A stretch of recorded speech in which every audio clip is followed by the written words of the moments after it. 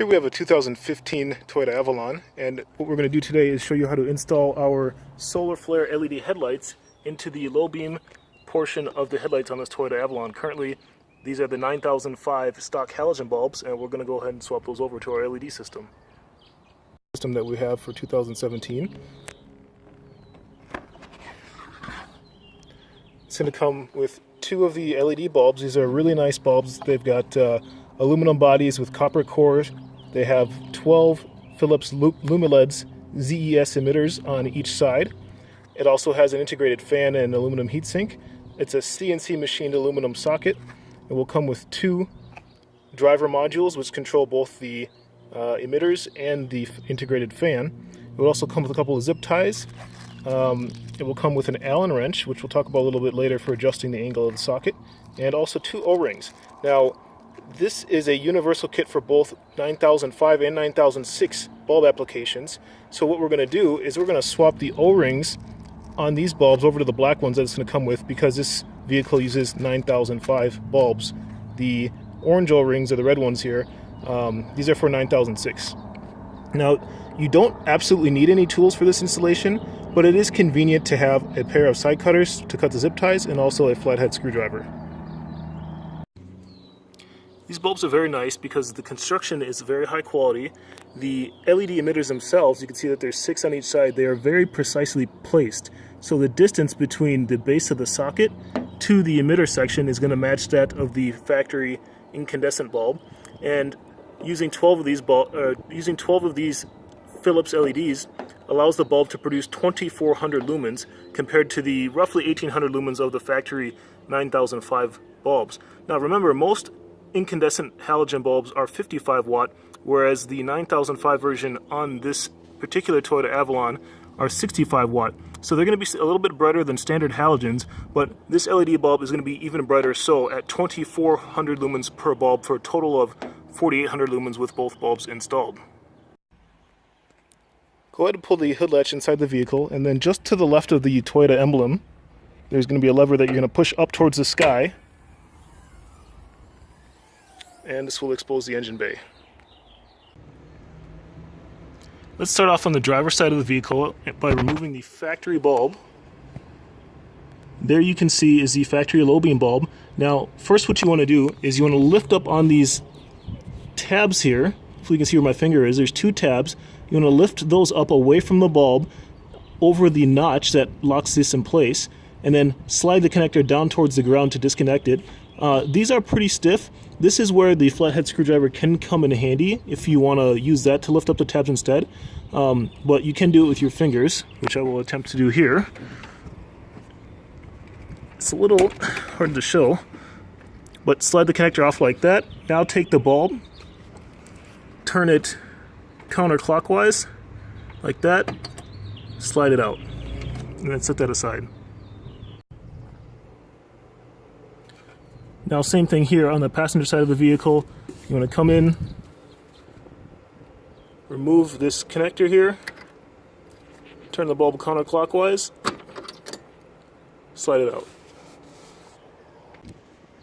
Now, there's two steps to prepare the bulbs. The first step, like we talked about before, we're going to remove the orange O-rings and then put the black O-rings on. Now, it's very simple. All you have to do is just get your fingernail under there or use a flathead screwdriver, and then slide the O-ring off. Grab the black one. Just slide it over the top of the bulb. And make sure you get it to seat in this groove here, this groove where my fingernail is. And do that for both bulbs. Okay, now that we've got this completed, the next step is to adjust the emitter angle of the bulb. Now, the socket section is adjustable in terms of its radial angle, if you will. Now, it's going to come pre-aligned with this top tab in this orientation here. Now, on this particular vehicle, the bulb itself sits at an angle. So if we show you the stock bulb, it doesn't sit in the vehicle with the electronic socket facing down. It actually sits at an angle, and it's a little bit different angle for each side. Now, when the LED bulb is in, we want to make sure that the emitter section has the emitters facing in the horizontal direction. We don't want the emitters to be shooting off sideways at an angle like that, or vertical like this. We want each one going to the left side of the vehicle and to the right side of the vehicle. And to do that, what we need to do is adjust the angle of the socket. Now on one side of the bulb, you're going to see a little set screw. Grab the supplied Allen wrench, loosen that set screw. You don't take the set screw all the way out, just loosen it a little bit. Now once you loosen it, you can rotate the angle of this base socket, as you can see here. Now the two angles are different for the passenger side and the driver's side. You want to set one where you get this narrow tab here just into this region here on the left. So if you're looking from this perspective here, you can see that the cable's coming out on the left side of the bulb. You're looking down through the heatsink. You want this alignment tab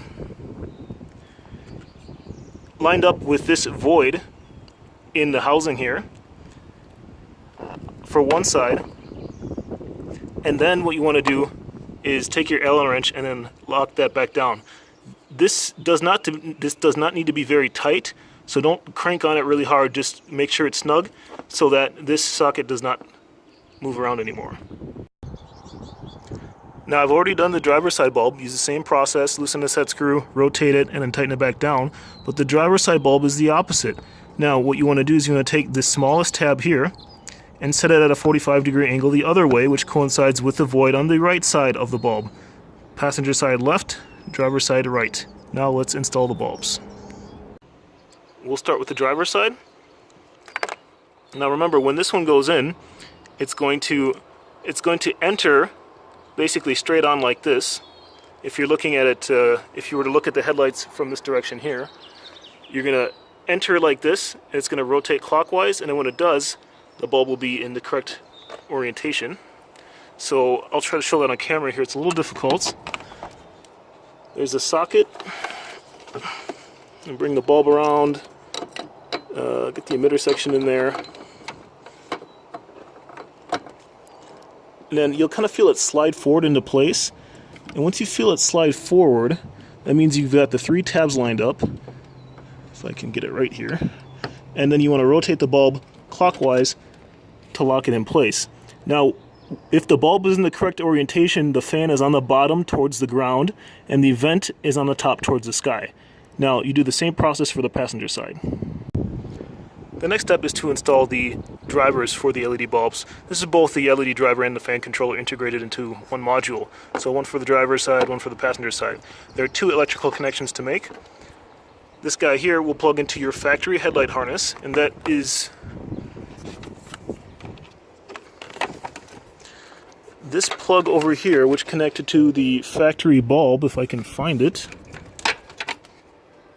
This one right here.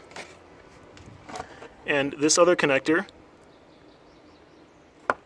plugs into this connector, which comes off the back of the LED bulb. So here on the driver's side, I've already made the two connections that we talked about. Here's the first one. This takes power from the factory harness and sends it to the LED driver. Make sure you get this, oh, I didn't do that here, but make sure that you push this all the way in so that you get the tabs to lock in like that. And the last connection, which we discussed, was the 4-pin connection here. Now, I've already mounted the ballast. There are many ways to do this. You don't have to do it this way, but wherever you mount the ballast, make sure that it's away from any significant heat sources, so no exhaust manifold or anything like that. And also make sure that when you mount it, it's not going to be flopping around. So what I did is I took one of the supplied zip ties and I mounted it to this factory cable here.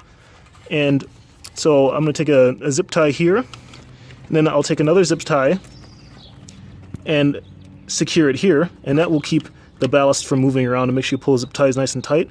And that completes the installation on the driver's side. I've already installed the bulb here on the passenger side of the vehicle, and I've made the connections as we discussed. You want to make the same connections on the driver's side and the passenger side, so the 4-pin and the 2-pin.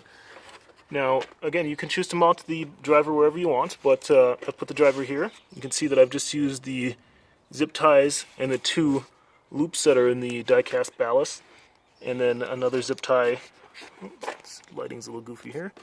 and another zip tie down here on the harness, and that keeps it snug and secure. And maybe I probably want to add another zip tie down here just to make sure that it doesn't move around at all. A more secure installation, the better. So that completes the install. Let's go test out the lights. You can see that we've got the lights installed.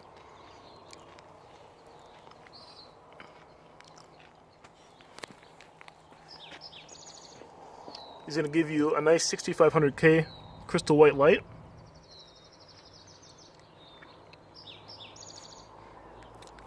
So I think it looks great on this Avalon, and it's also going to give you better forward road lighting. If you would like to purchase this kit, go to www.enlightauto.com, go to the Browse by Vehicle section, and go find the Toyota Avalon.